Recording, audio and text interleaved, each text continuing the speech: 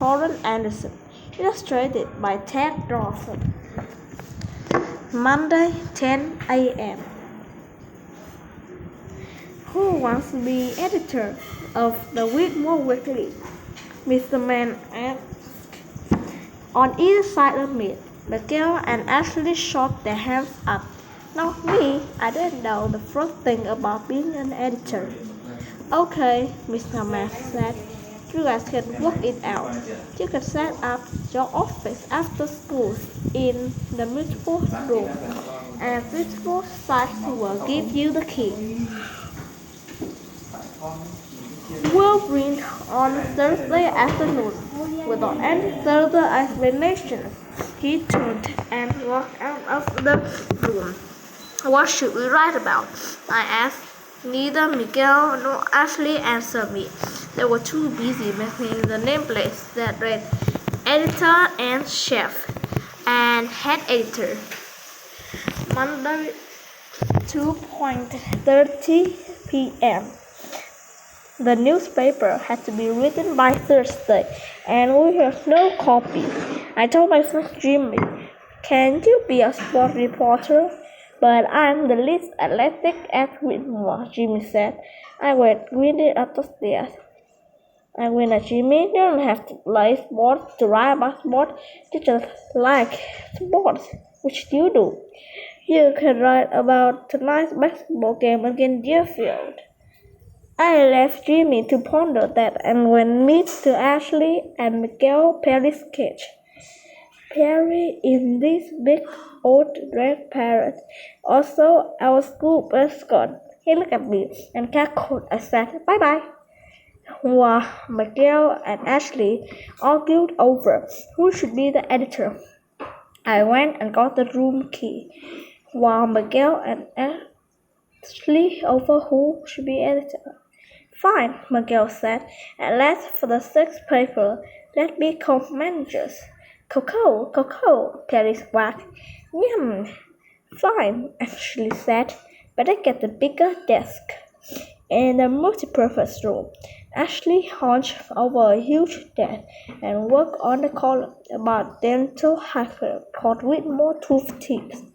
Miguel grabbed a piece of paper and flopped down at the only desk in the room, and down at the other desk in the room.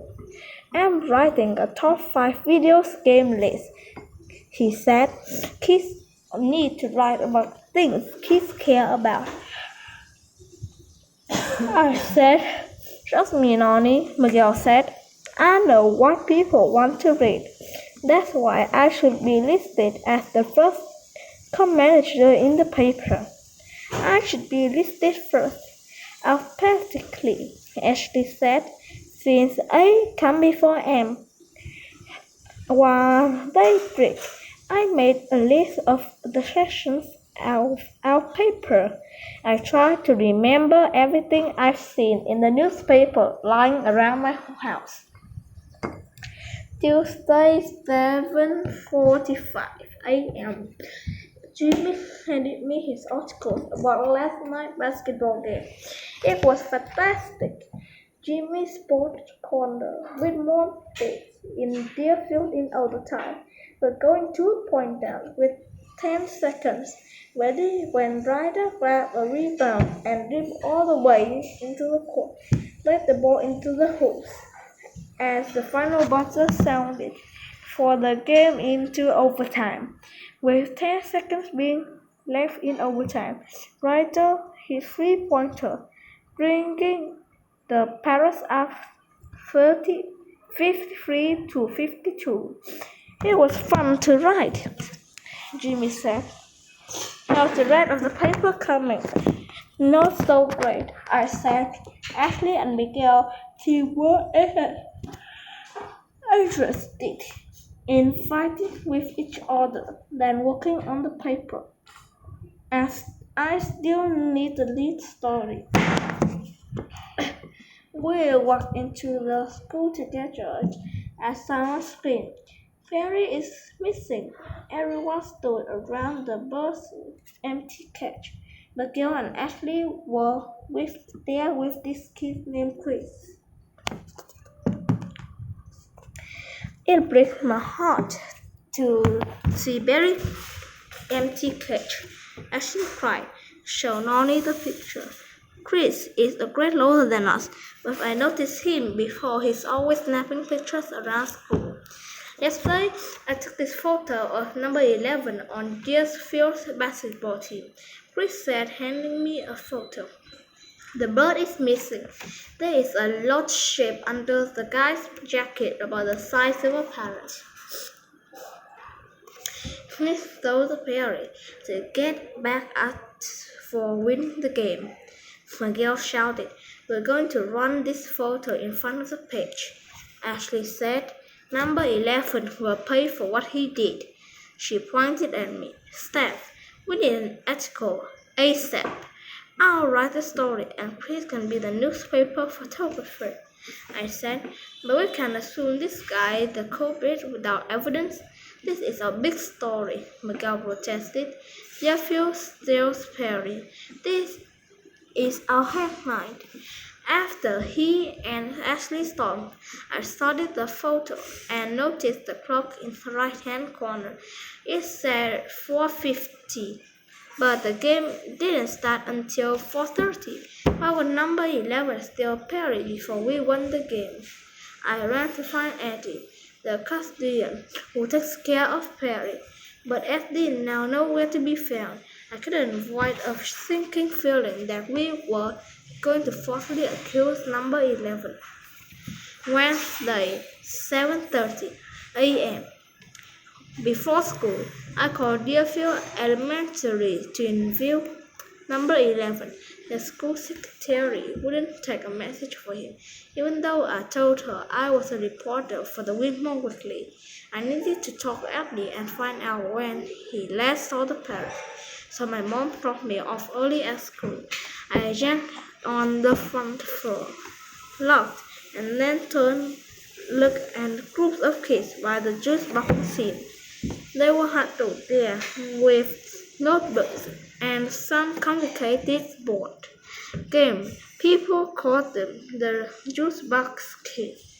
"Why isn't the school open?" I asked. "They open in the door in 5 minutes," one of the girls said.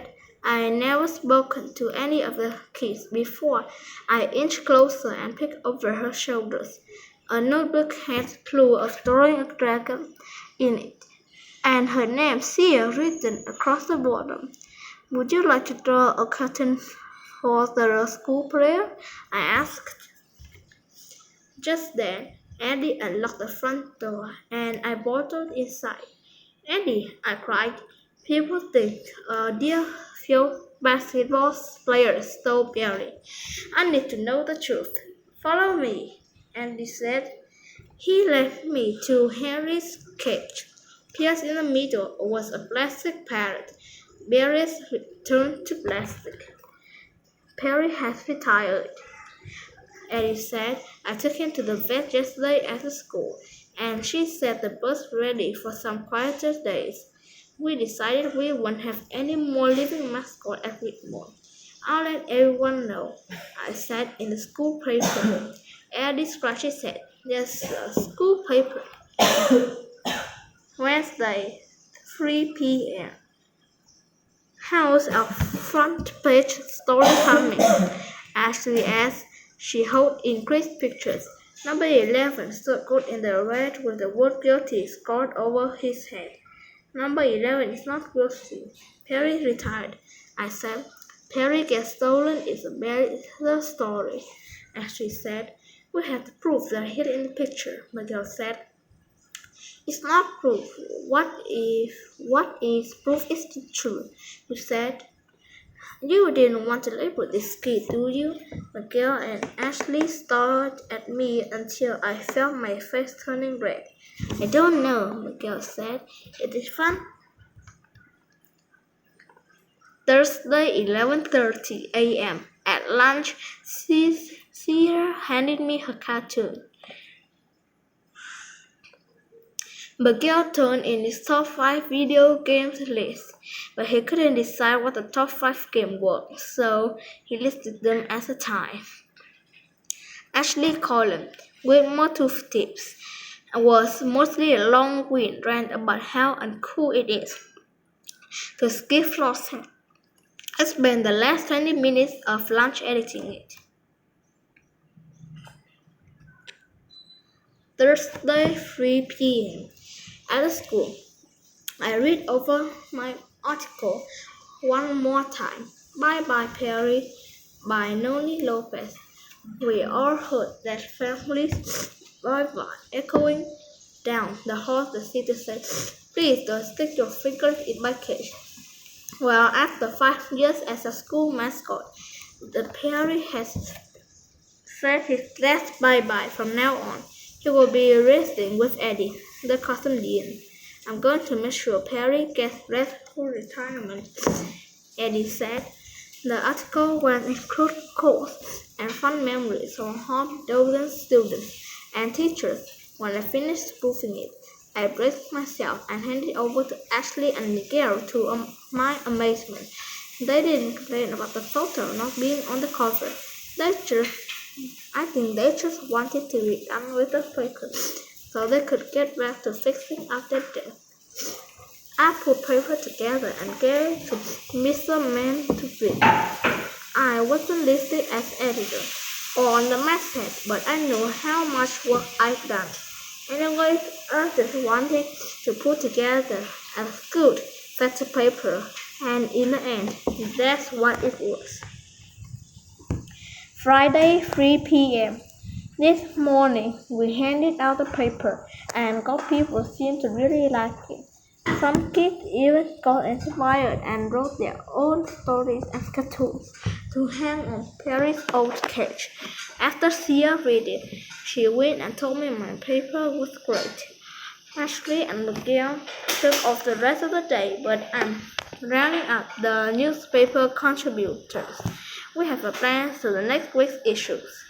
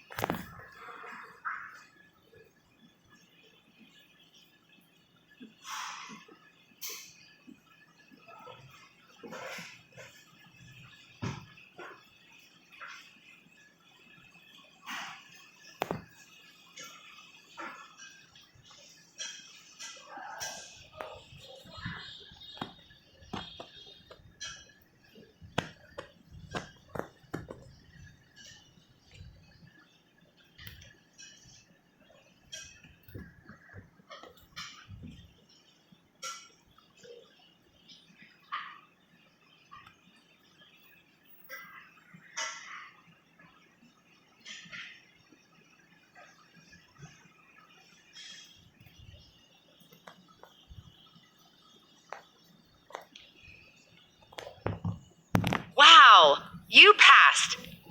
Click.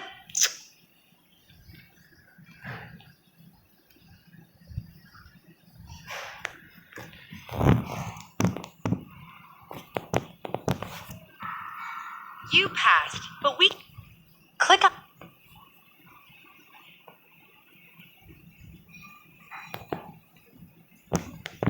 You did it. Perfect.